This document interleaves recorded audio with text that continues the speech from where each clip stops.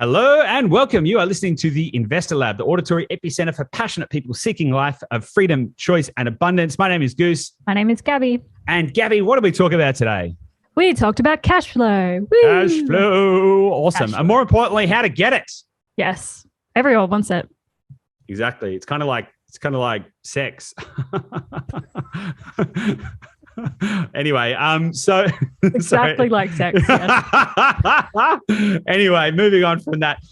So what we're talking about today is specifically how do you get from point A to point B? Because a lot of people get confused when they think about buying a property, and maybe it's neutrally geared, or maybe slightly negatively geared, or maybe only slightly cash flow positive, and they're thinking, how the hell is this supposed to replace my income? So what we dig into today is how to think about cash flow exponentially, how where you start is not where you end, how cash flow changes over time, how to think about structuring your portfolio, how to think about achieving specifically your goals in your time, and how to think about the different phases in your portfolio and how that's going to contribute to your goals and all of that kind of stuff. So I think this was a really valuable episode, Gabby. What do you think? Yeah, so I think it's a really good episode. Like if you've ever thought, the cash flow from property doesn't sound that awesome. You know, I hear that it's $1,000 a year, which, you know, can be awesome, but is that really going to help me to replace my income or help me for my job or those kind of things? So if you've ever thought about that, this is the episode to listen to. If you thought about like, how do I think about actually generating cash flow from my portfolio and my like the mix of properties that I have, like we dig into that as well. So yeah, I think it's a really impactful episode. Awesome. All right, guys. Well, without any further ado, let's get stuck into it. If you like this episode, make sure you like, rate, review, share it with a family member, friend, or loved one. Let's get stuck into it, Gabby. See you in the episode. See you guys.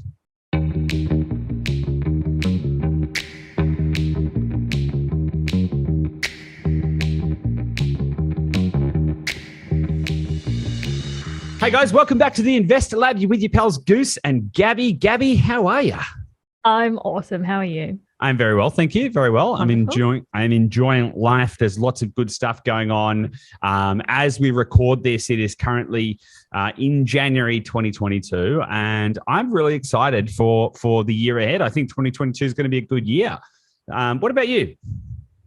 Look, I tend to agree because we tend to think big and have lots of plans anyway. So yeah, it's going to shape up to be an awesome year. Yeah, totally. Awesome. So speaking of shaping things up well for the future, talking about like crafting an amazing future, what are we talking about today? Well, we want to dive into cash flow, which is a really amazing, powerful, beneficial thing that people like from property. Apparently, that's a thing. But really it's about, you know, is it actually possible to generate enough cash flow from property to achieve your goals, to retire early, to replace your income, those kind of things? Because I think like we hear from a lot of people. So this has come directly from one of you guys have emailed in, Dennis. Hello, Dennis. Hey, Dennis. And a lot of other people kind of requesting, you know, you hear about property and you see, okay, $1,000 net cash flow maybe, which from residential property is awesome. But it doesn't actually sound that impressive when your goal might be to replace your, you know, $100,000 income. So you can think really straightforward and go, okay, $1,000 per property. Does that mean I'm going to need 100 properties? Is that realistic? Is that what I need to do? That doesn't sound that inspirational or possible. So is it actually possible to retire from cash flow from property? It's kind of what we're going to dig into. Yeah, 100%. It's a really great question, right? And what we've got to remember is we talk about things like cash flow positive property, and we talk about things like, you know, $1,000 positive cash flow in the first year like it's normal. But we're also going to remember that is not normal, right? So, but the average property investor doesn't get past one property. In fact, like the biggest cohort of property investors have got 0 properties because they're still trying to work out how to get started. The second biggest cohort is people who've bought one property and get stuck. That's about 71%, I think it is. They get stuck at one property, and then 19% get stuck at 2 and never get anywhere past it. And so that means that's why 90% of property investors never get past 2 properties, right? And so fundamentally, the reason for that is cash flow, right? So look, as we've discussed before, property is one of those things that whilst every asset goes through cycles and property prices go up and they go down over to, you know, generally speaking, property prices go up. So sort of on an aggregate, most property investors do get growth to some degree, some more than some and than others. But the thing that defines whether or not they can continue to build a prolific and profitable property portfolio is whether they get any cash flow. And so circling back to what the average punter does, well, the average yield on a property is somewhere between 2.5 and 3.5% for most people, right? So when we're talking about getting things like neutrally geared or even positively geared or positive cash flow properties, that's actually the rarity, right? So we've sort of got to start there and go, okay, well, it's actually not that easy. But if you can even buy, even if you bought a property that after all expenses, so property management, rates, water, maintenance, the whole shoot and match, even if you bought a property that covered all of its costs and made like $100 a year, right? You would be winning. Like you would be so far ahead of the pack, right? You would be one of the lucky few who has managed to buy a successful and a profitable property. And that, I think, is something that we need to kind of bring back into the conversation as well. So totally. And I think even if you zoom back out and you think about that situation, like if you had a property that was completely net cash flow positive, even by $1, it means that it can sit there, pay for itself, pay off its own debt, pay off everything, pay for its expenses, all of that, completely net. And you don't have to worry about it. You could lose your job tomorrow and that would still sit there. It would still pay for itself. It would still keep growing. You would still keep generating rent. Exactly. That's and one of the beautiful things of that's exactly cash flow. Exactly. You can go and travel the world and you can have wealth building on autopilot, right? If you let's say you bought 2 or 3 or 4 properties and all they did was produce $1 of pure cash profit a year. And then let's just say you went and traveled the world for 3 or 4 years, just backpacking and whatever, and did nothing. You would come back wealthier than when you left, and you wouldn't have had to even think about it or do anything about it because you would have been building wealth on autopilot. That's the benefit. Okay. So now we've actually got to try and join the dots though. Like, how do you get from that kind of a state where it's like, well, property's taking care of itself, which is good sign.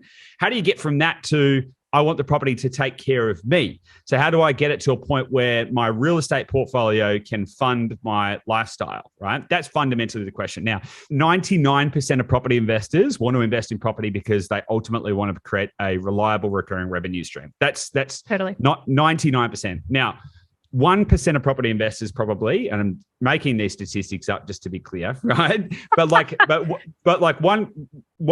1% of property investors are doing it for a pure wealth play, right?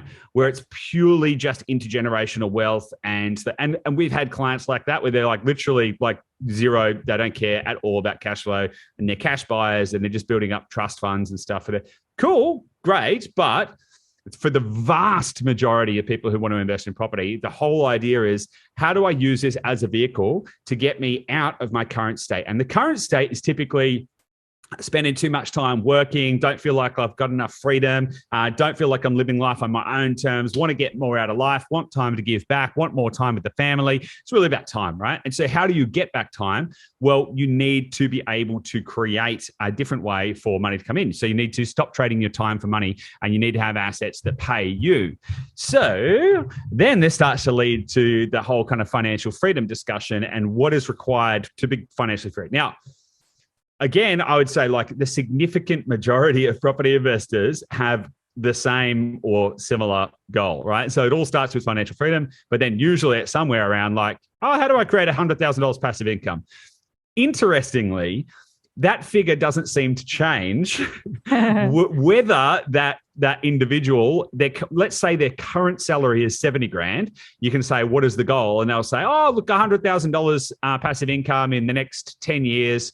10 properties in 10 years and $100,000 passive income. That's like the classic. And somebody could be, their starting point might be 70 grand a year income, but that'll still be the goal. Yep. Or they could be, their household, they might have two working adults in their household, both earning 120, right? So 240,000, and they'll still have the same goal. Oh yeah, $100,000 passive income, 10 properties, 10 years, always kind of the same. It's really interesting, right? So, but let's park the $100,000 piece just for a moment, right? Because when we really simmer it down, chuck it on the stove top, put it on low, let it simmer down, and really look at what the constituent parts are that people are trying to achieve. And it's time. So I like to think about this from, and we've discussed this before, minimum viable life, right? So what would be required for you to start to experience some of that freedom that you desire? Now, it's an incremental scale, interestingly, right? Because where freedom might start, right? If you're working 50 hours a week and you feel like you leave the house before the kids go to school or before the kids get up, and you get home in time for dinner, maybe to put the kids to bed, and that's it. Look, if that's kind of like, if you've kind of got that whole kind of thing going on where you're like, you really don't feel like you actually have any time to engage or enjoy life, then incremental freedom starts with, wouldn't it be great if I could take the kids to school and pick them up every day? Wouldn't that be awesome? Right. And so you can start to think, it's like, okay, well, what would be required for you to be able to achieve that? That's going to be a very different outcome to what do I need to be able to have my exact lifestyle right now without any changes, and also not having to work a single second of any day. And I know I'm rambling a bit, Gabby, but I'm into this topic, right? So, and so you can kind of go on an incremental scale, and freedom comes in stages, right? But fundamentally, you get to, like, the first real milestone is when you get to choose whether or not you want to work, because you have your minimum viable life taken care of. So minimum viable life, what is that? Okay. Minimum viable life is basically what are the minimum amount of costs to cover your basic needs? For you to be able to get up and say, I'm just going to sit on the couch today and read a book and not have to worry about it. Now, interestingly, that figure changes, because if you've got two parents or two adults working in the Sydney CBD and they live, somewhere in the inner ring, so it's close to work and all of that kind of stuff, and the reason that they live there is because they work in the city, and their cost of living is going to be way higher. And so you've got to consider, well, if I didn't have to go to that job, would I still maintain these level of expenses, right? That's a really big thing, because if you really think about it, if you could change your life and stop working, would you continue to live where you are, or would you potentially move somewhere else? Would you make a choice to drop your cost of living in order to achieve freedom faster? There's all these kind of dynamics that kind of go into play there. So understanding what that number looks like for you is going to be like, there's going to be stages. There's like, how do I buy back some of my time? What adjustments can I make so that I could pull the plug and escape the rat race if I wanted? Then there's kind of like different levels. It's like, well, what would I need to be able to achieve that, to maintain the same standard of living now? Or what would be some degree of, financial, affluence coming from property? So there's all these kind of different stages. And I'll stop and catch your breath and let you comment on everything I've just waffled on about. Have a drink of water, mate.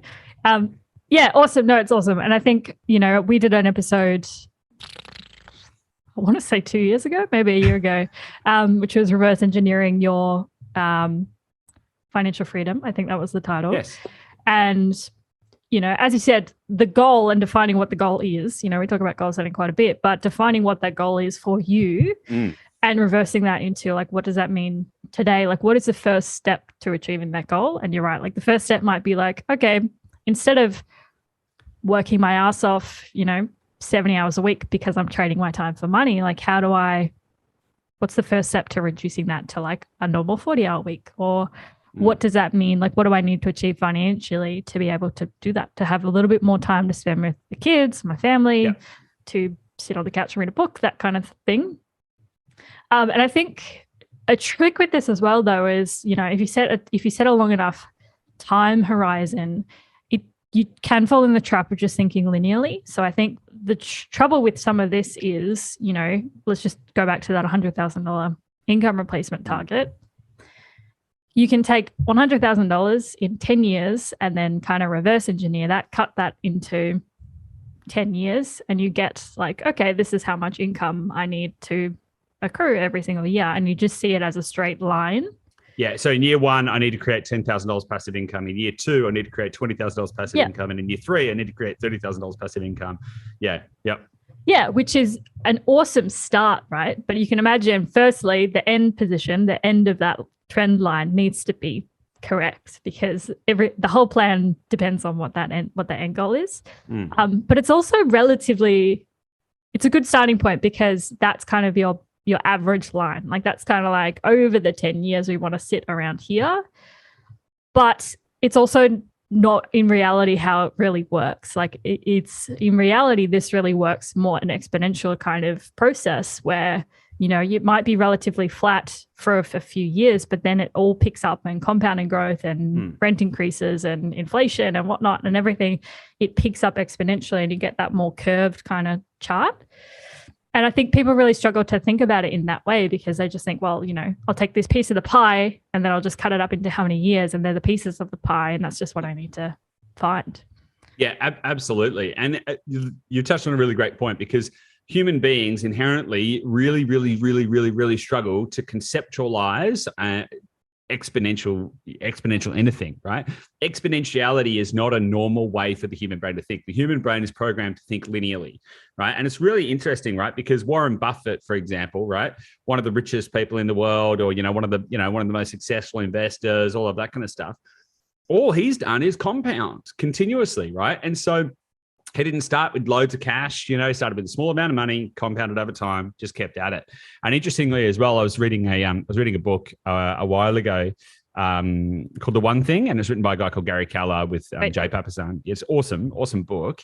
But Gary Keller, his story is quite interesting because he owns a real estate company called Keller Williams Real Estate. I think they're the largest real estate company in the world. And it's quite interesting because I can't remember how many $1 billion that business is worth, but I think it's like 40 billion or something. Like it's whatever it is huge. Mm-hmm. And I remember reading the book at the time, and I remember reading that he started the business in, I think it was 1986, which was the year that I was born. And then now the business is worth like 40 billion or whatever that number is. Don't quote me on that exactly. And I was like, holy hell, how do you do that? Like how do you get from he started the business with no money, just one guy schlepping door to door, and he took it from that to, let's say it's 40 billion over the same period of my life. And I was thinking, hang on a second, how do you do that?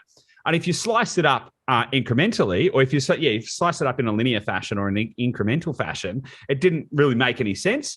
But I reverse engineered it on a compounding basis and worked out, he'd just grown the business by, 20 to 40% every year, but he'd done it and he'd started from basically no money and he just compounded over time, and now it's worth, billions and billions of dollars, right? And so the same kind of thinking applies whenever we're talking about anything to do with real estate, because we are looking at exponential growth, not just in the value of the properties, but also in things like rent and all of this kind of stuff. So breaking through that is really, really hard. And that's, I think, where people get stuck when they're thinking about property and when they're thinking about cash flow. Cool. Great. All right. So let's get tactical about, people really just want to know how do I do it then? Like if it's not as straightforward as a straight line and a linear progress, like how can I earn enough income through my own property portfolio to replace my income or achieve my minimal viable life? Yeah. How do I actually do it? Well, it's a good question, and it's really going to depend on your starting point, right? Mm-hmm. So where you start, where you end, and how long it's going to take you. So where you are now, where you want to be, and the time between is really going to be hugely dependent on the individual circumstances. If you're starting with $50,000 and $500,000 borrowing capacity and a savings rate of $1,000 a month, it's going to take you longer to achieve your goals than someone who is starting with $300,000, $3 million borrowing capacity, and is saving $5,000 a month, right? In the former, it could take you 15 years or more. It's really hard to say, right? For the latter, it could be 5 years, right? So it's really, really, really going to depend on where you start and also your risk tolerance along the way, right? But let's kind of maybe use some kind of specific examples to kind of explain how this kind of plays out, because for a lot of people, they might be thinking about buying a property that, say, $350,000 is a pretty kind of classic entry price point. Now, just to segue a little bit, asset selection comes down to understanding what your portfolio needs, right? So at different stages in your portfolio, it will be important to prioritize things like growth. And in other stages in your portfolio, it will be important to prioritize things like cash flow, okay? So where people go wrong is that they think, oh, I want cash flow now. So typically, most people are capital or debt restricted, right? Most people don't have an endless supply of available debt or an endless supply of available capital, which means they have restrictions around their debt and their available debt and their available capital. More often than not, particularly in the early stages of someone's portfolio, they are more restricted on capital, so cash deposits, all of that kind of stuff, than they are on available debt, right? So where I see a lot of people go wrong is they go, I want cash flow, I want high yields, I'm just going to shoot from day one. And in doing so, sometimes they end up compromising their ability to capitalize on growth, which might be actually what they need more of in their portfolio, right? So an example of that is, let's just say someone's got $50,000 deposit and they're going to buy a $250,000 house, right? They may choose to find the suburb that has the highest yield in Australia. And I don't know, maybe it's Mount Isa or I don't know, Broken Hill, who knows, right? Somewhere out in the middle of nowhere where they're going to get a really high yield, but they might not get the growth. And that's going to be great because they're going to get a decent amount of nominal or relative cash flow from that individual property. But the problem with that is that they're not actually thinking exponentially about their portfolio, and it's going to take them a really long time to be able to get enough capital to be able to move on to the next property. And ultimately, that's going to elongate the journey, right? So there's a couple of vectors that we need to think about here, and speed is one of them, right? Because if you had a choice between buying one property every year for 10 years and end up with 10 properties in 10 years, or 10 properties in year one and doing nothing for the next 9, right? The latter is going to give you a significantly greater return than the former. And that is because of the compounding, right? So you're going to get compounding growth in the asset. You're also going to get compounding growth in the cash flow. So the sooner you can acquire properties, or the more rapid you can go through an accumulation phase early on, the better off you're going to be. And that holds true for everyone. Okay. And this is a really important part of understanding how to get to goals, because it's not incremental, right? If you have the ability to push yourself early on in your portfolio, and that could mean using higher LVRs, that could mean making greater sacrifices in your day-to-day living expenses so that you can contribute more to your portfolio. But the faster you can go earlier, the better off you're going to be, and the quicker you're going to get to your goals, because it is exponential and not incremental, right? And that's a huge thing that people have really got to understand, right? If you want to say something. Yeah. So general concept would be, general portfolio concept, build out your asset base, your foundation as early as you can, because you're going to leverage compounding growth earlier, that you can then further prioritize cash flow further down the line, rather than starting off going, I'm just going to get high yielders straight away. Yeah. Because you might get locked up and you won't get as much growth. Yeah, it is exactly. Realistically. The total returns from your portfolio come from a combination of cash flow and growth, but the majority of it comes from growth, right? Because of the use of leverage, and because of the total asset value and all of that kind of stuff. The greatest returns that you're going to get are going to be coming from growth, but we also want to make sure that we're thinking about how to leverage that into cash flow at a certain point in the portfolio to make sure you don't get stuck, right? And it's all about understanding the individual portfolio. So yes, typically in the first stage of your portfolio, it's probably depending on your circumstances, more important to focus on growth. And then in the second half of your portfolio, it's more important to focus on cash flow, right? But let's just start with some simple examples, right? So let's say you are starting with buying a $350,000 property, right? And let's just say that it is yielding at 6.3%. I'll explain why I've chosen 6.3% specifically. And let's say it's on an 80% principal and interest loan on a 3% interest rate. Okay. So what we're saying here is you're putting in 20% deposit, and it's going to be on principal and interest from day one on a 30-year loan term. And the reason we've chosen that is because that's like a stock standard loan structure. And so it's the easiest way to imply what happens to cash flow over time, particularly over a 10-year period. Now, the reason I chose 6.3% yield is because all things being equal, right, that is going to roughly land you at about neutral cash flow on a $350,000 asset. That's when you factor in things like loan repayments, plus property management, plus building and landlord insurance, plus council rates, plus maintenance, plus all of that kind of stuff, right? That's going to land you roughly at about $100 a year positive cash flow, right? So we'll call that neutral. So if you were to look at buying a property and you're like, $100? $100? What? I'm going to have to buy 1,000 of them in order to get to $100,000 cash flow. What the hell? That doesn't make any sense. And you're right, it doesn't make any sense until you take in the factor of compounding growth. Because if you can assume a 5% rental growth rate, now, just to give that a little bit of color, so typically the range that you would calculate rental growth rates is between 3 and 5%, right? But if we look at the nearer term growth rates in rent, so if we look over the last, say, 5 years or so, it's been closer to 5 or higher. And in fact, in the last sort of 24 months to 36 months, it's been way higher. And in fact, in some areas, it's been as high as 15 to 20% growth in a year, right? So in this example, we are using 5% average rental growth rate over a 10-year period. And we think that given the reason that we are comfortable using that is because there's a national rental crisis. Like everywhere in the country, there is a rental crisis, right? So the demand for rentals is exceptionally high, and that's what's giving us a pretty strong compounding growth rate on rent. So using that example, a $350,000 property that in year one is only producing $100 of cash flow, in year 10, right? That's going to be producing about $9,879. Now, your repayments are going to stay the same. Your costs are going to go up sort of slightly over time, all of that kind of stuff. But when it all washes out, you're going to end up, that $100 a year is going to turn into, $9,000, $10,000 a year in cash flow over a 10-year period. Mm-hmm. So that is from purely the rental increase? Yes. Yeah. Yeah, exactly. Right. So, and look, these are estimates and forecasts, right? So yeah, maybe, I don't know, maybe you need to replace a roof in that time. You can maybe deduct that from the cash. Like there's a few other variables in there, but what we're trying to talk about is the linear compounding rate of cash flow, right? And so thinking about that, it's pretty powerful because then you go, oh, hang on a second. I don't need 1,000 of these properties that produce $100. I need 10 of these properties that produce $10,000, right? Now, again, if you could buy all 10 of them in year one, then by year 10, you would achieve your goal, right? Because, yep. but the likelihood of you being able to buy all 10 properties in year one is pretty low, right?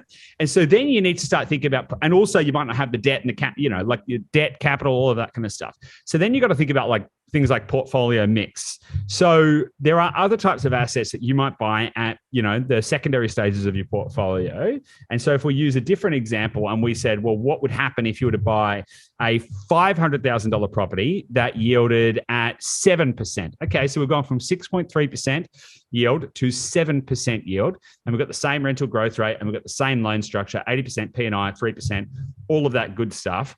In year one, that property would produce about $4,668. Okay, so we'll call it $5,000, right? So if you took the year one value, then you would need to buy 20 of them in order for you to achieve your $100,000 cash flow goal. However, this is where it gets really fun and interesting, is that in this case, if you bought a $500,000 property, 5% rental growth rate per annum, all of the stuff that we've already laid out and said, by year 10, that property would be producing about $20,000 of cash flow, right? So it's a huge difference, right? And so there's a couple of things at play there. So there's relative cash flow, which changes as the price goes up. So you will get more free cash flow on a higher price property, but the downside is it's harder to get high yielding properties at higher price points, right? And so you've kind of got these trade-offs that you've got to make. And, crafting a portfolio is kind of like cooking, right? You need to be able to season it in just the right ways, at just the right time, add the ingredients in the right order in order to end up with the masterpiece dish that you want at the end, right?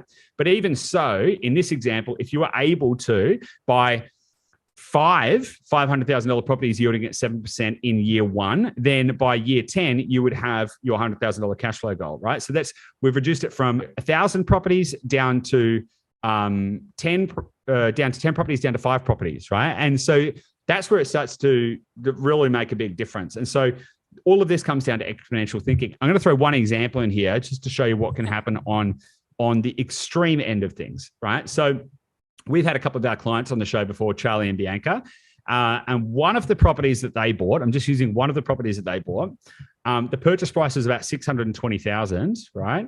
And in year one, the cash flow was round figures about $20,000. if we follow the same compounding rate, by year 10, that property is going to produce about $50,000 of cash flow, roughly. These are rough and general figures, right? And so, interestingly, Charlie reached out to me the other day and said because of the properties they bought through us, they have actually achieved FIRE, so financially independent, retire early, and they've achieved their first benchmark goal, right? So now it's all bonus from there. And so understanding how these things compound over time is the key. Now, all of this has assumed that there's no leveraging and taking equity out, and all of that kind of stuff is going to matter to your cash flow, right? And so it's really about understanding how do you mesh these things together? How much cash can you contribute to your portfolio? When are you going to leverage equity? What is that going to do for the cash flow? What loan products should you use? When and why? How should you support all this kind of stuff? Obviously, it's much easier to achieve your cash flow target if you go interest only, but the limitation is you're not going to be able to go interest only forever. And I tell you, if we could go interest only forever, I'd probably pay a 2 to 3% interest premium just to be able to go interest only forever, because I think it'd be the way to go. But you can't do that. So you've got to think about what is the finance strategy, what is the property strategy, and how you're going to get from point A to point B. And typically what gets you out of Egypt won't get you to the promised land. And there's also some other thinking that needs to go in there as well, because what you might do early on in your portfolio is leverage much harder. So you might want to try and go as fast as possible and dig out as much equity as you can out of your portfolio as you go, and so that you can proliferate and go for scale, because scale and speed is going to deliver you some even greater exponential returns. But at a certain point, you might actually want to sell down some of those assets to retire some of the debt, to capitalize on anything, any of the growth that you've got on the table, or any capital locked up in the asset, and you might want to redistribute that capital amongst the rest of your portfolio to lower the debt ratios and to increase the nominal cash flow. So there's a few ways to go about it. Does that kind of give better optics on it? Yeah, it does. It's interesting, the whole LVR piece, right? Because generally speaking, the lower the LVR on your whole portfolio, the better your cash flow should be. If you've got a 0% LVR, if you own all of your properties outright, or one property, whatever, your whole portfolio you own outright, all of that cash that comes in from rent, obviously you pay expenses and whatever, but the net result, you keep all of it. Like none of that goes to repaying debt. Mm-hmm. The other end of the spectrum is if you don't own any of it, you don't get any of the net cash flow, right? So generally speaking, the lower the LVR is, the better your cash flow would be. But like we were saying earlier, it comes into portfolio mix and strategy and timing for which assets you buy at which time and how you are financing those. If you have these solid foundation assets early in your portfolio that you can actually leverage out another deposit for another property, yes, in that first property, your cash flow is going to take a hit because you are increasing your loan amount. So your cash flow your repayments are going to go up. So your cash flow is going to go down.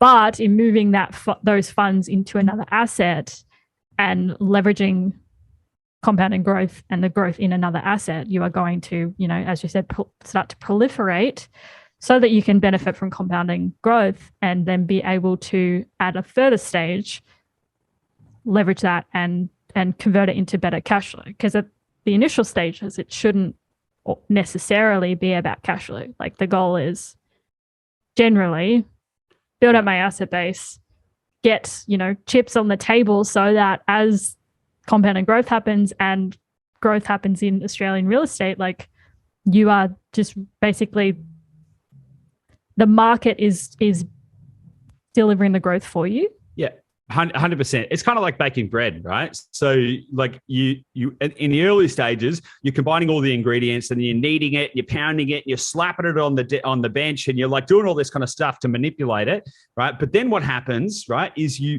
leave it alone to rise, right? And you let it rise. And that's what happens, right? So your cash flow generally comes when you actually... Proving.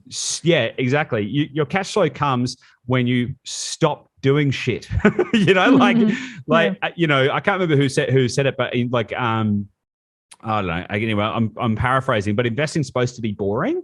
And that's actually kind of thing. Like in the early stages, when you're building something, when you're building your portfolio, it's active. You're like, let's go, let's get as many properties. And it's like, it's quite active. And then do nothing, right? And understanding your timelines and timeframes is really, really critical to this as well, right?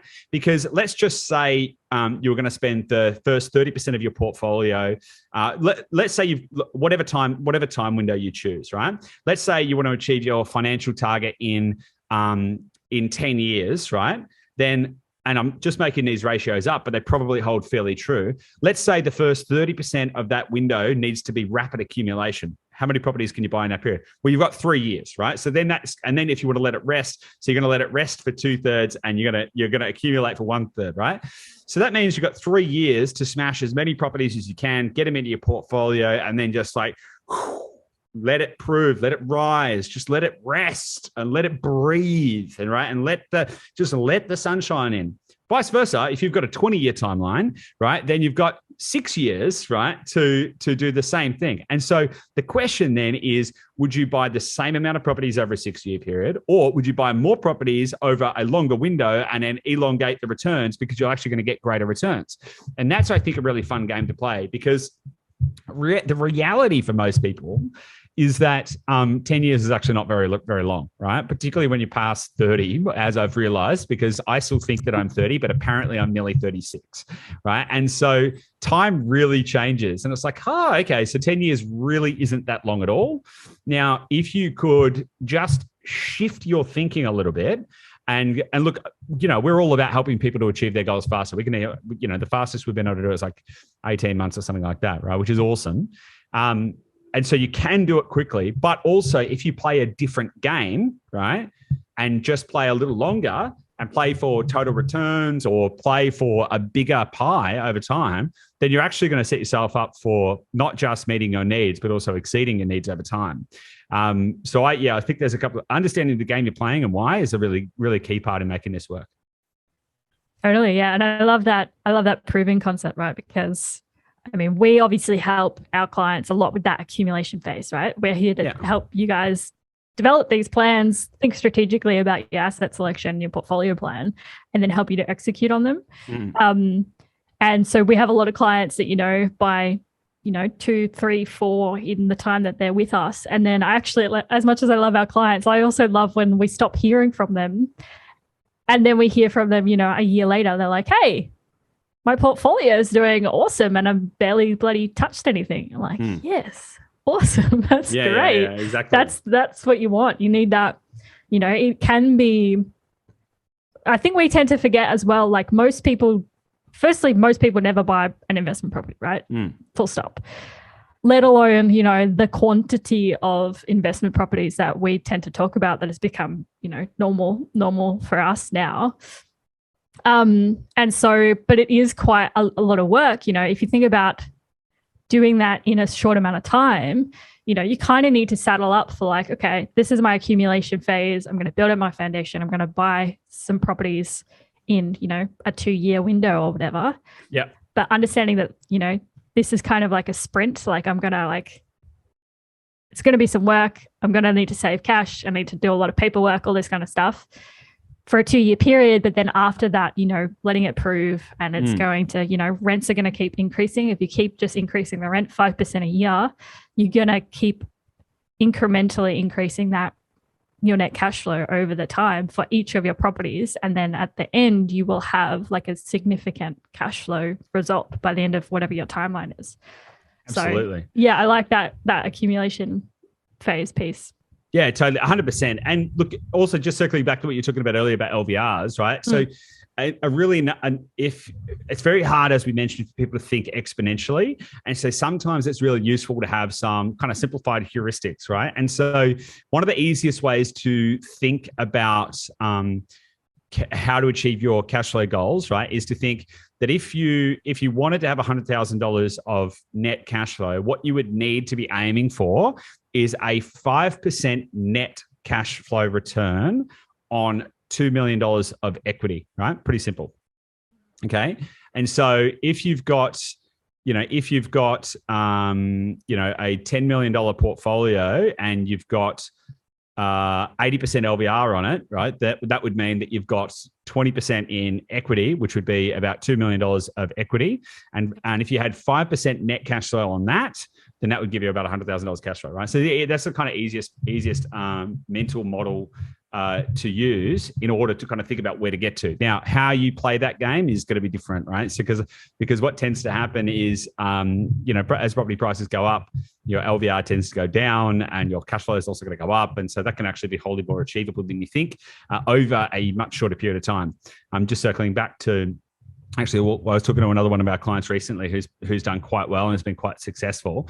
They started buying at 80% LVR, and they were just gobsmacked because their current portfolio is they haven't done anything, right? They've done nothing, and in 2 years their portfolio LVR is now like 49% LVR, right? and so they're just like, what the hell? Like, what the hell's going on here? What are we doing with all of this? So understanding that these things do change dynamically over time is the best way to think about it. But where you start is not where you end. What gets you out of Egypt won't get you to the promised land, right? And so it's very important to think like that. Cool. Awesome. Do you think this has helped, Gabby? Yes, I do. Awesome. All right, guys. If this has been beneficial to you, let us know. And as we mentioned at the start of the episode, this came from a suggestion from one of our listeners. So if you've got any suggestions, any questions, any thoughts, any topics you'd like us to cover, shoot us an email to hello@dashdot.com.au. We look forward to hearing you, and we'll see you on the next episode. Thanks, guys. Bye.